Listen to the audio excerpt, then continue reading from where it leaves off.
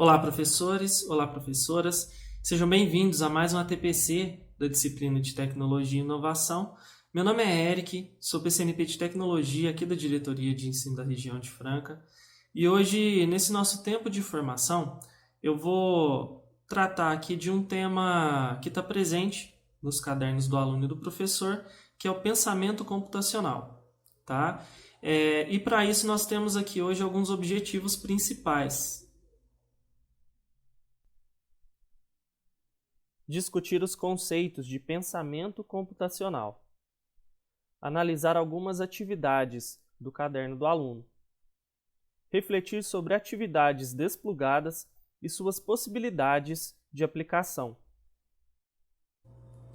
Como sensibilização no dia de hoje, eu trouxe aqui um vídeo muito interessante, uma linha do tempo, em que nós podemos analisar as mudanças tecnológicas, a evolução da tecnologia através dos tempos e principalmente em relação à sala de aula.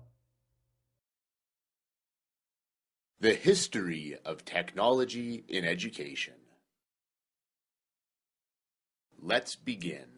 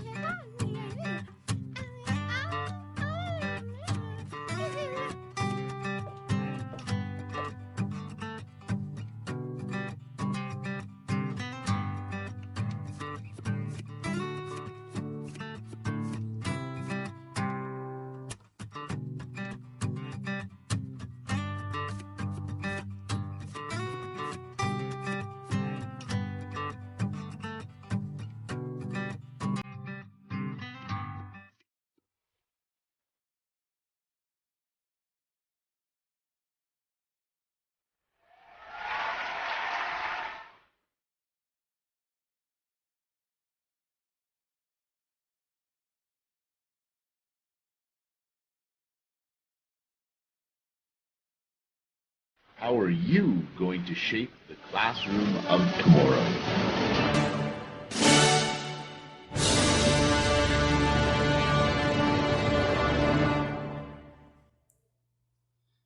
Eu achei esse vídeo muito interessante. Ele traz toda uma linha do tempo quanto à evolução tecnológica até os nossos dias, até os dias atuais.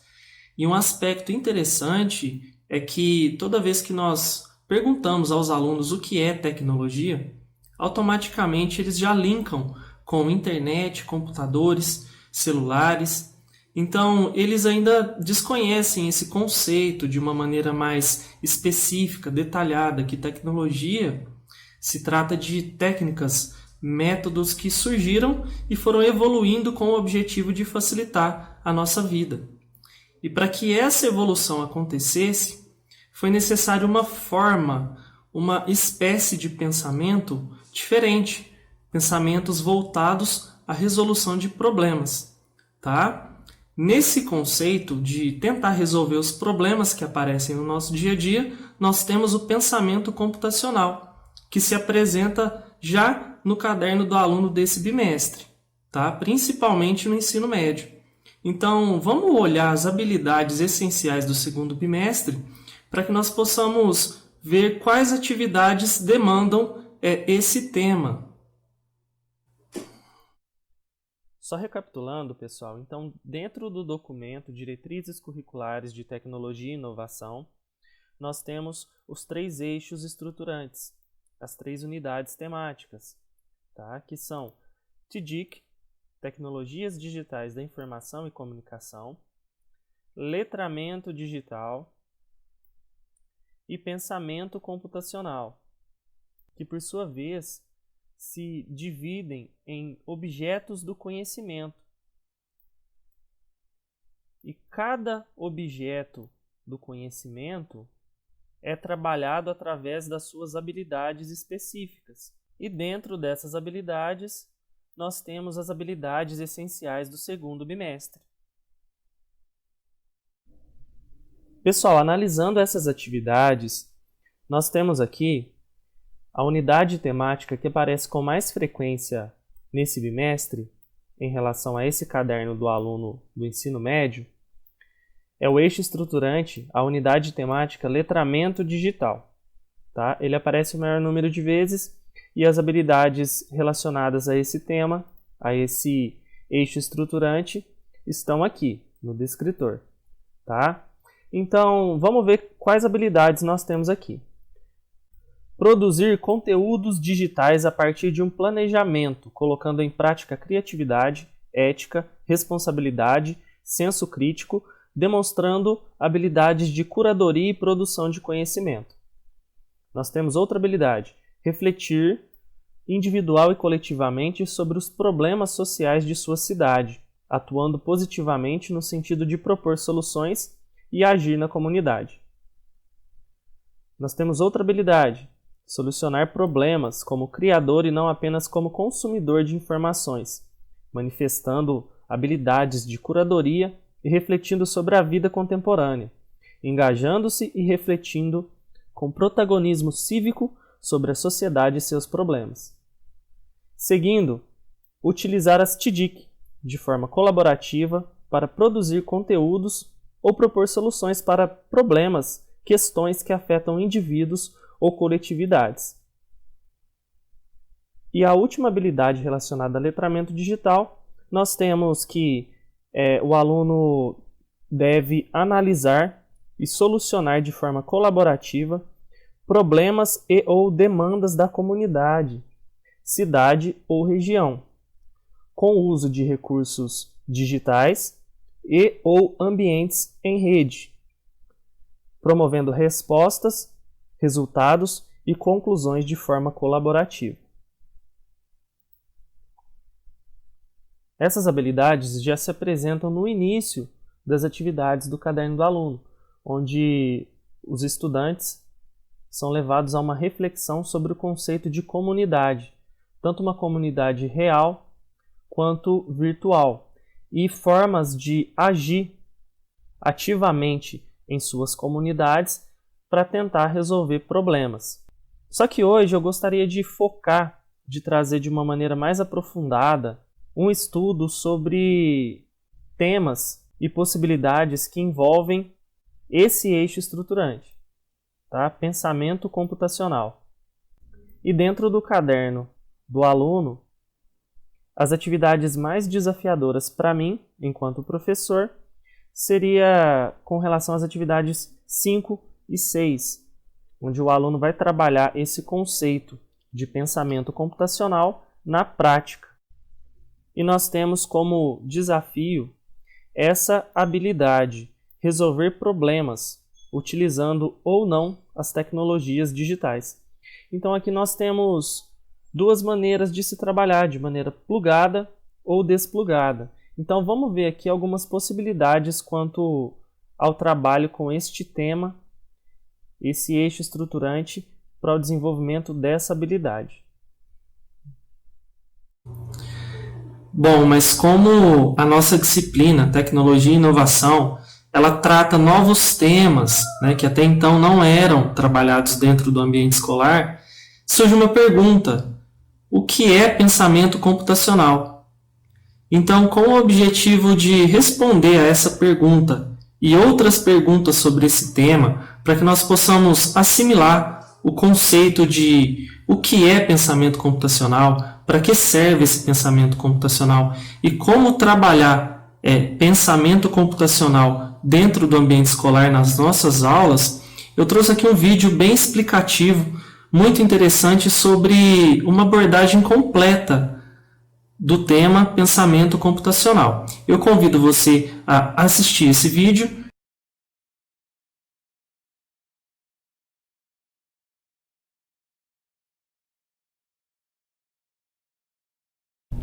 O que é pensamento computacional? A utilização de tecnologias da informação e comunicação é parte intrínseca do contexto social contemporâneo e, diante disso, é importante que se busque caminhos para o seu aprendizado e domínio.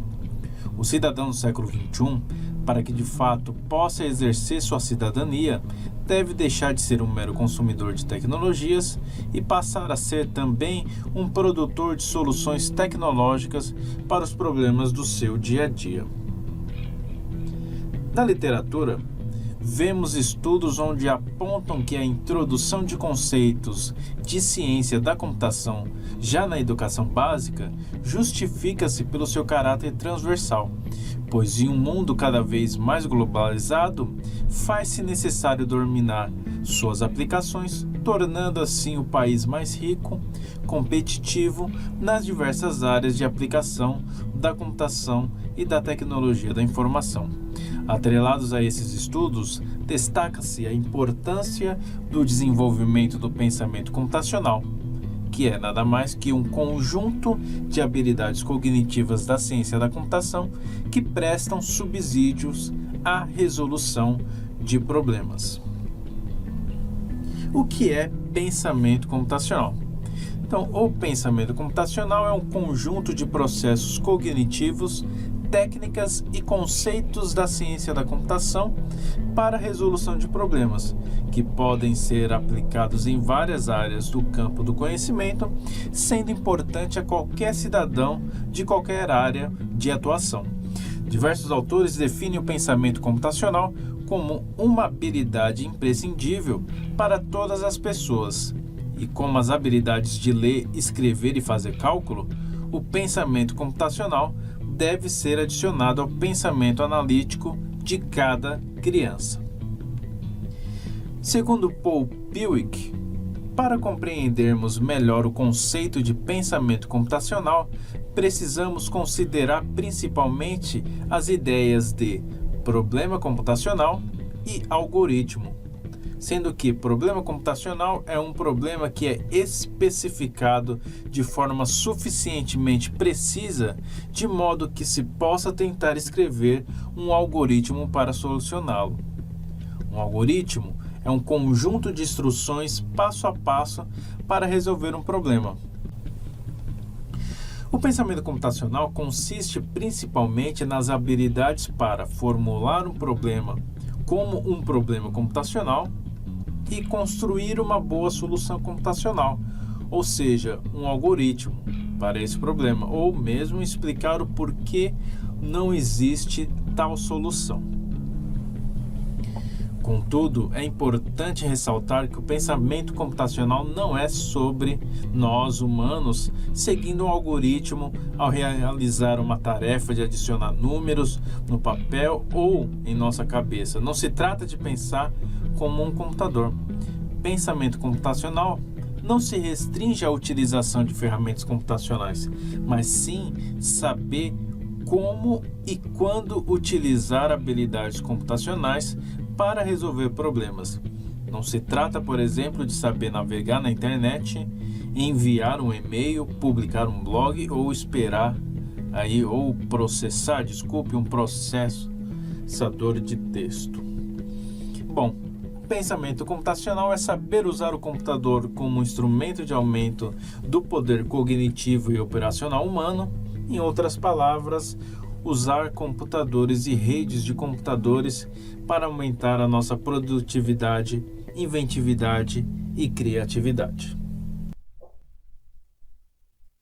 Partindo do nosso conhecimento prévio sobre esse tema, pensamento computacional, e apoiados pelas informações que nós conseguimos observar no vídeo, nós podemos conceituar pensamento computacional como sendo um conjunto de métodos, passos e procedimentos que utilizam a lógica como ferramenta para a resolução de problemas.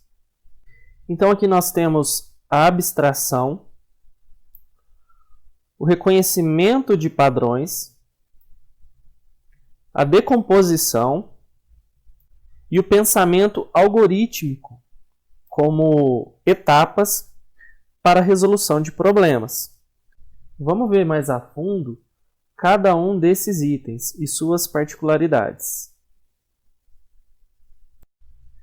Começando em abstração, nós podemos entender esse item como uma análise crítica para a solução de problemas, uma interpretação sobre o problema que nós temos e suas possíveis soluções, para que nós tenhamos o foco fundamental na solução adequada para o problema que se apresenta.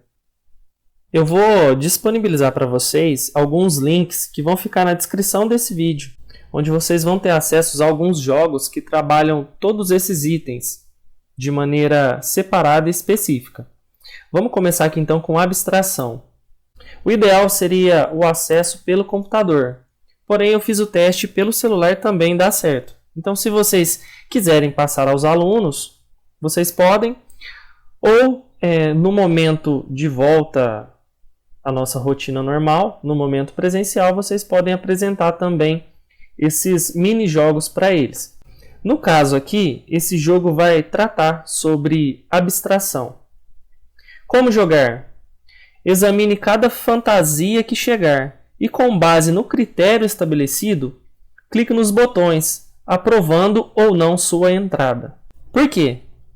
Assim como o segurança deve ser capaz de abstrair as características em sua lista, a programação exige a capacidade de destacar propriedades singulares nos problemas e dados modelados.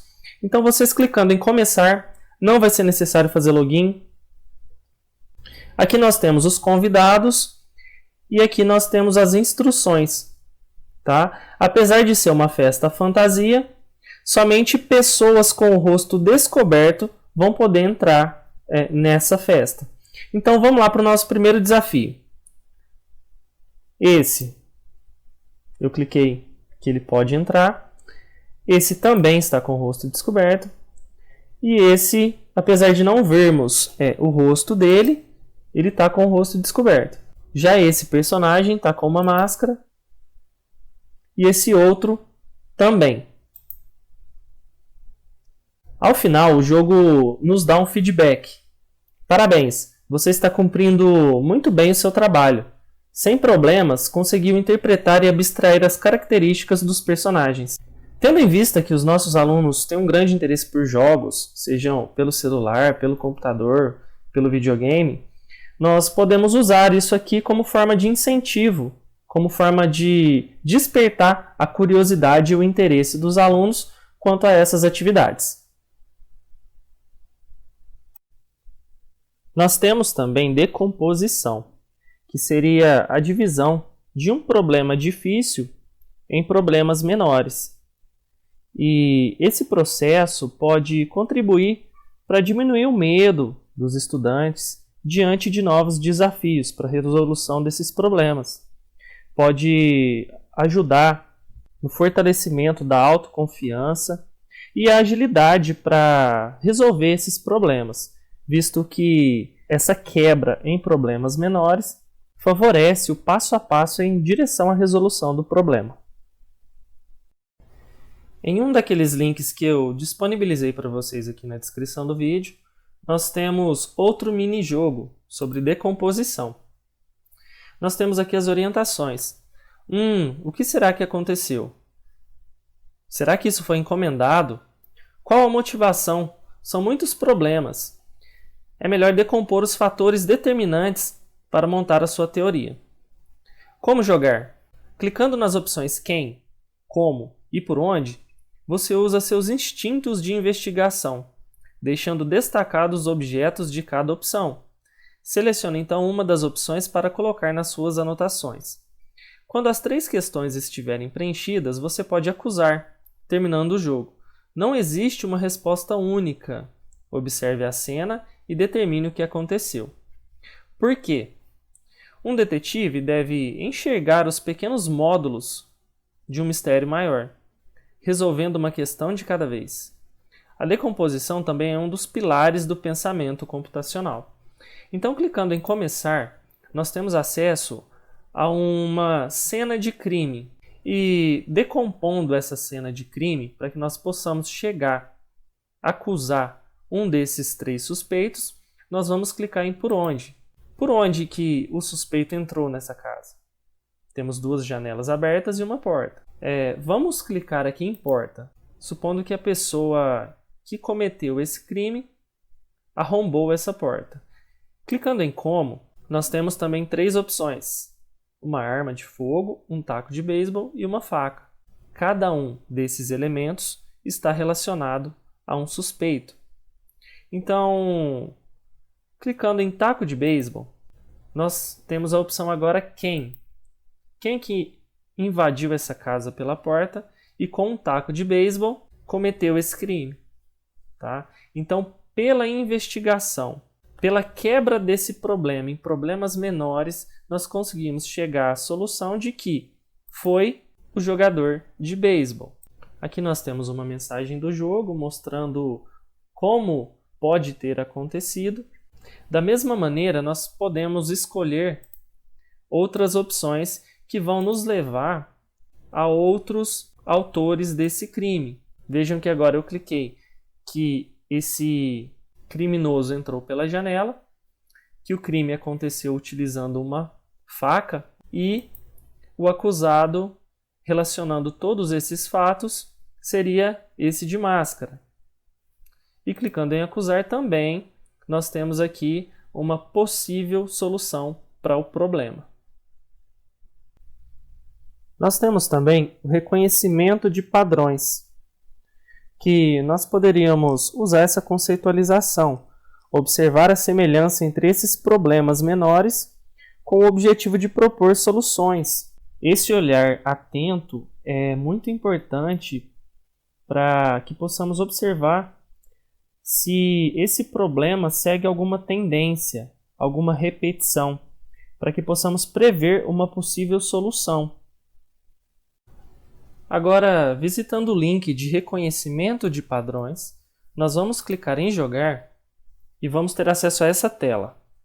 Seus clientes não sabem quais filmes alugar? Sem problemas. Você, o dono da locadora, sabe exatamente o que indicar. Como jogar? Observe o personagem que entra na locadora e indique um título de filme que se encaixe nas características mais marcantes desse personagem. Por quê? Você já pensou como a Netflix muitas vezes acerta o que você gosta de assistir? As inteligências artificiais de hoje são capazes de identificar padrões nos usuários, da mesma forma que o dono da loja observa as características mais marcantes de seus clientes, conseguindo indicar conteúdos apropriados. Clicando em Começar, Nós temos aqui um cliente e devemos fazer a indicação mais adequada ao perfil que nós conseguimos identificar nesse cliente. Temos aqui o personagem de um filme de terror e, sabendo que essa terceira opção se trata de um filme de terror, vamos indicar essa opção para esse cliente. Do mesmo modo, mais um cliente que agora está fantasiado de cavaleiro, nós temos aqui a opção número 1, coração de cavaleiro. E, por último, nós temos aqui um cliente que se enquadra em filmes de faroeste. E vamos assinalar essa terceira opção. O jogo nos retorna a essa tela. Parabéns, parece que todas aquelas noites assistindo filmes valeram a pena. Você conseguiu identificar as características dos clientes e dar ótimas indicações. E por fim, nós temos o pensamento algorítmico, que pode ser descrito como um processo, um passo a passo que descreve a solução detalhada de uma tarefa ou problema. Seguindo todos os passos que nós já vimos anteriormente, nós chegamos então à solução de um determinado problema. Visitando aqui o último link sobre algoritmos, nós temos mais um mini-jogo. Aqui nós temos as instruções. É bem complicado ser dono de uma locadora quando há tantos serviços de streaming. Faz tanto tempo que ninguém aluga um VHS que você até se esqueceu de como chegar na sua loja. Como jogar? Na ordem que julgar adequada, arraste os comandos da barra amarela para a azul, montando um algoritmo que descreva a sequência de passos que o personagem deve fazer para atravessar a rua em segurança e chegar até a loja. Quando desejar, aperte o botão verde para executar o algoritmo montado e checar o seu resultado. Por quê? Atravessar a rua pode parecer uma tarefa bem simples, mas para cumprir qualquer tarefa precisamos de uma sequência finita de passos bem definidos, ou seja, um algoritmo. Clicando em começar, nós temos aqui algumas opções que se apresentam do lado esquerdo. Vendo que o nosso personagem está nesse local, acredito eu que o primeiro comando devemos colocar aqui. O próximo, por nós termos aqui um semáforo, devemos arrastar esse pare. Logo após, quando o sinal já estiver verde, atravessar a rua na faixa. Após o nosso personagem atravessar a rua, ele precisará virar à esquerda. Depois, chegará nesse semáforo.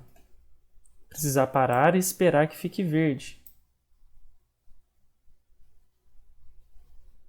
Após o semáforo ficar verde, ele deve atravessar a rua, seguindo à frente.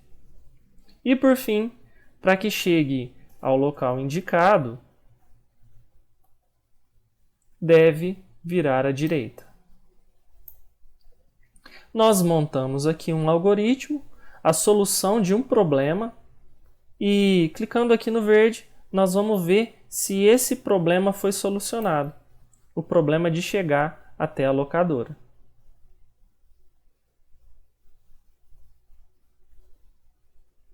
O jogo nos dá essa tela. Parabéns, você encontrou um caminho para a locadora. Agora é só esperar que algum cliente também encontre. Será que alguém ainda aluga VHS? Essas foram algumas sugestões de jogos que eu encontrei que vocês podem trabalhar com os alunos. Fazendo uma análise nas atividades do caderno do aluno do ensino médio do segundo bimestre, nós temos aqui algumas atividades que têm pontos em comum. As atividades 1, 2, 3 e 4, elas vão trabalhar o conceito de comunidades presenciais e virtuais. E tratam de alguns temas como cidadania, respeito, ética, fake news, cyberbullying, entre outros. e os impactos positivos e negativos desses temas de estudo nas nossas comunidades, sejam elas virtuais ou presenciais. Nós temos também as atividades 5 e 6, que vão trabalhar de uma maneira mais específica o pensamento computacional, o raciocínio lógico. Todas as informações que nós vimos no vídeo até o presente momento vão ser aplicadas na prática através dessas duas atividades. Os alunos vão ser convidados a confeccionar peças seguindo alguns comandos. E por fim, nós temos as atividades 7, 8, 9 e 10, que tem como objeto do conhecimento a cultura maker e a confecção de alguns objetos, dentre eles um óculos de realidade virtual. Vamos então agora analisar essas atividades, as atividades número 5 e 6, que tratam sobre o pensamento computacional. Explorar. Atividade 5, fábrica. Explorar trilhas de comandos. As atividades com jogos antecipam ações do pensamento computacional e linguagem de programação, por permitir vivências de ações e estratégias que facilitam a compreensão das trilhas de comando utilizadas para a criação de jogos. Nessa atividade desplugada, vocês serão desafiados a resolver problemas que envolvem o pensamento computacional, a partir do raciocínio lógico, utilizando os exemplos de comandos disponíveis no quadro de comandos. Então, através desse QR Code, desse link, nós vamos ter acesso ao quadro de comandos. Então, aqui nós temos o quadro de comandos. Observem que nós temos linhas e colunas. Aqui nós temos GH, significando giro no sentido horário. Se em algum momento da nossa atividade nós encontrarmos GH1, significa que é necessário girar a nossa peça em 45 graus no sentido horário. Ao passo que, se aparecer GH2, precisamos girar também no sentido horário, porém 90 graus. E assim sucessivamente, aumentando aqui para o 3, 135 graus e para o 4, 180 graus. Tá? Então nós temos GH 1, 2, 3 e 4, sendo cada um desses comandos responsável por uma tarefa a ser realizada para a fabricação da nossa peça. Nós temos também GAH, girar no sentido anti-horário. Tá? Seguindo a mesma lógica da nossa primeira linha de comando, nós temos GAH1, um giro anti-horário de 45 graus. GAH2, um giro anti-horário de 90 graus. GAH3, um giro anti-horário de 135 graus. E por fim, GH4, um giro anti-horário de 180 graus. Seguindo aqui, nós temos também, na linha C, corte. Então, se em algum momento da minha atividade aparecer para mim C1, então eu tenho um corte nessa posição que se apresenta aqui. Ao passo que, se aparecer C2, eu devo cortar a minha figura, a minha peça, dessa maneira. C3, dessa maneira. C4, dessa maneira. Nós temos também F, com significado de furo. Então, se aparecer F1 como um comando para mim, eu devo furar a minha peça de maneira a formar um quadrado no centro. Se aparecer F2, eu devo furar a minha peça de maneira que tenha um círculo no centro. Se aparecer para mim F3, eu tenho que furar a minha peça de maneira a formar um triângulo no centro. E se aparecer F4, eu devo furar a minha peça de maneira a formar um losango no centro. Temos também um comando T, onde T1 significa um traço fino, T2 um traço duplo, como vocês estão vendo aqui na figura. T3, uma linha simples no centro da minha peça.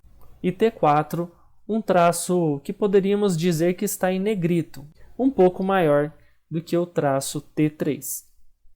E por fim nós temos aqui espelhar, onde o seu significado se dá através dessa imagem. É como se fosse um espelho mesmo. Então esse é o nosso quadro de programação. Todas as instruções, comandos e tarefas vão partir desse quadro para a realização das atividades. A sequência apresentada ilustra uma série de comandos para produzir uma peça, que se dá numa trilha de comandos. Veja o exemplo da confecção da peça 2, acessando esse QR Code. Então aqui nós vemos os passos necessários para a criação dessa peça. Tá? Aqui nós temos a peça final, a peça bruta, que nesse caso aqui seria um quadrado com apenas um risco na parte inferior. E aqui nós temos o nosso quadro de comandos. No caso aqui, o nosso algoritmo, que é expressado por F4, T4, GH4, C2, GH4. E cada comando desses é uma tarefa a ser realizada na fabricação da nossa peça para que possamos chegar a essa peça final a partir da nossa peça bruta, da nossa peça inicial. Seguindo a orientação de seu professor, veja as possibilidades de construção de uma peça, olhando para o quadro de comandos. Você irá escolher uma peça e criá-la, utilizando a trilha que possui 4 comandos. Depois de entender a lógica dessa atividade, todos os passos necessários para a criação das peças, os alunos vão ter acesso a esse quadro de peças com os comandos e vão confeccionar as suas peças. Atividade 6. Fábrica. Vamos confeccionar peças específicas, indicadas no quadro de modelo de peças. Aqui nós temos 6 opções de peça, sempre partindo da nossa peça bruta e seguindo todos os passos para a construção de cada uma dessas peças através dos nossos códigos de programação. Eu vou trazer aqui 2 exemplos de 2 possibilidades, 2 peças que podem ser feitas utilizando esses comandos. Escolhendo então uma peça, nós temos aqui o seu código de programação, partindo sempre da peça bruta, no caso aqui sempre um papel em formato de quadrado e uma linha na parte inferior, para que nós possamos nos orientar quanto a possíveis rotações durante a confecção da peça. O primeiro comando nós temos F2, que no caso seria um furo em formato de círculo, como nós podemos perceber aqui no nosso primeiro comando. Seguindo nós temos GAH1, girar em sentido anti-horário 45 graus. Localizando aqui no quadro, nós temos GAH1, um giro no sentido anti-horário de 45 graus. Seguindo o nosso algoritmo, nós temos T2.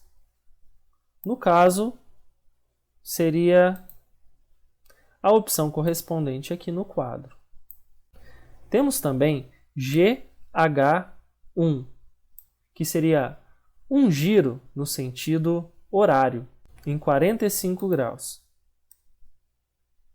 Aqui nós podemos perceber outras possibilidades, outros algoritmos que vão nos dar o mesmo resultado.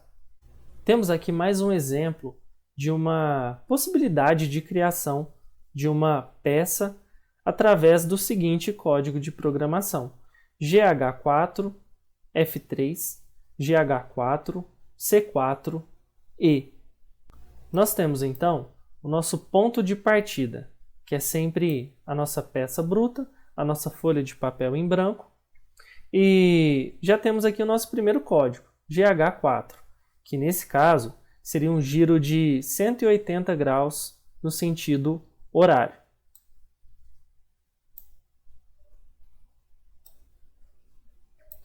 Seguindo, nós temos aqui o nosso próximo comando, F3, onde se trata de um furo de maneira a formar um triângulo no centro da minha figura, no centro da minha peça.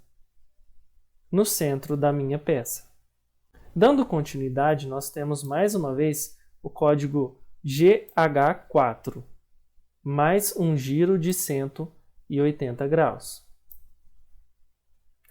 Temos C4, um corte que faz com que a minha peça fique nesse formato. E finalizando, nós temos o comando E, de espelhar, fazendo com que a minha peça, de uma certa maneira, fique invertida, como vocês podem observar nesse desenho. Como vocês puderam perceber, essas atividades relacionadas à programação, elas trabalham fortemente o pensamento computacional e sempre focado na resolução de problemas através de uma sequência ordenada de tarefas de programação. Tá? Então aqui nós temos o nosso algoritmo. No caso, nós poderíamos pedir para que os alunos confeccionassem a peça, ou poderíamos dar a peça pronta, já confeccionada, e poderíamos pedir para que eles decifrassem os códigos necessários para a criação dessa peça que vocês estão vendo aqui. Depois da gente ter tratado todos esses assuntos, todos esses temas, de ter falado um pouco sobre essas atividades que são possíveis de serem trabalhadas à distância, eu trouxe aqui um vídeo que traz práticas bem-sucedidas quanto ao trabalho com programação, pensamento computacional, de maneira desplugada. Então eu te convido a ver mais esse vídeo.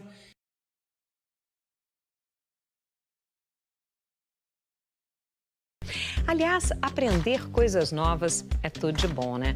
Pena que nem todo mundo tem essa oportunidade. Foi pensando nisso que um professor de Santa Maria, no Rio Grande do Sul, criou um projeto pioneiro para deixar os conhecimentos em tecnologia mais acessíveis aos estudantes de escolas públicas do país. Quem conta essa história pra gente é a equipe da RBS TV, afiliada da Globo no Rio Grande do Sul.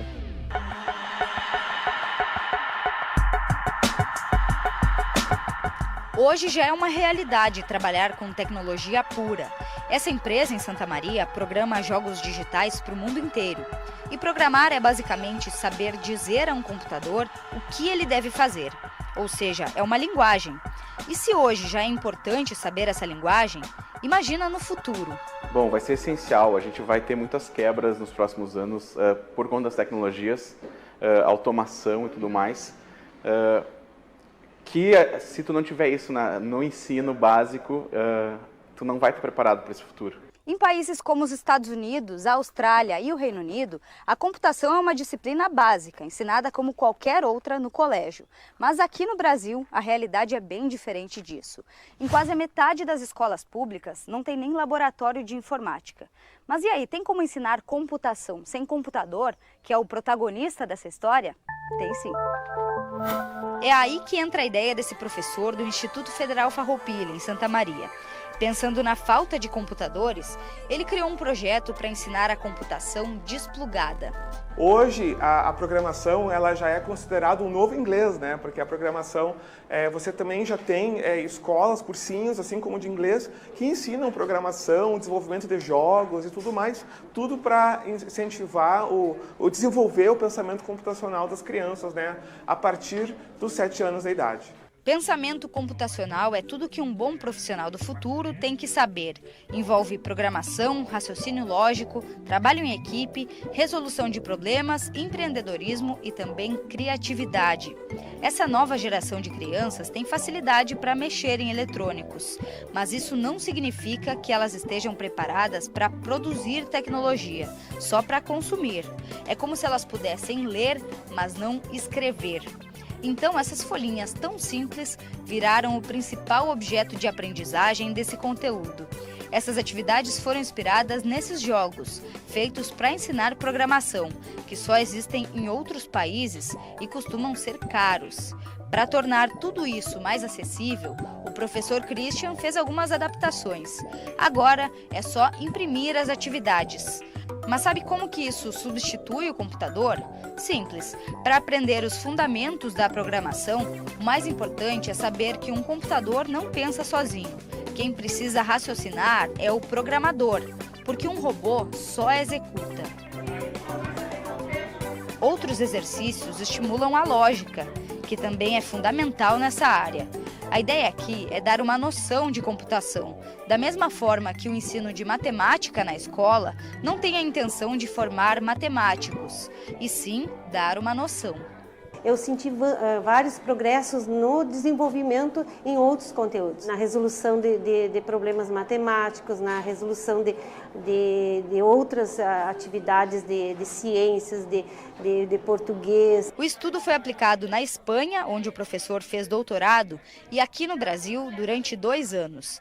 Mais de 130 crianças aprenderam computação no papel mesmo, sem computador, e passaram por 2 testes. Um deles foi antes de aprender o conteúdo e o outro depois. No primeiro eu fui muito ruim, né? E no segundo eu fui muito bem. Por isso eu ganhei um certificado, né, de melhora. Todo mundo melhorou. Foi a comprovação científica de que as atividades funcionaram. E até as crianças perceberam a importância desse conhecimento. É importante para o futuro, por causa que quando a gente crescer, a gente pode ter uma profissão que tem a ver com informática, com computação. Agora o professor está multiplicando essa ideia entre os educadores da rede pública, para que a computação desplugada seja ensinada em sala de aula. E até uma proposta já foi encaminhada ao Ministério da Educação para implantar a computação na educação básica do país inteiro. Hoje, não interessa a área que você trabalhe, pesquise, você sempre vai estar trabalhando em conjunto com a computação, né? Christian, simplesmente genial a sua ideia. Ensinar computação sem computador? É possível sim, né? Eu queria agradecer a você que viu esse vídeo até o final e queria reforçar aqui a importância do preenchimento do formulário que vocês receberam hoje da disciplina de Tecnologia e Inovação para que eu possa direcionar as próximas ATPCs.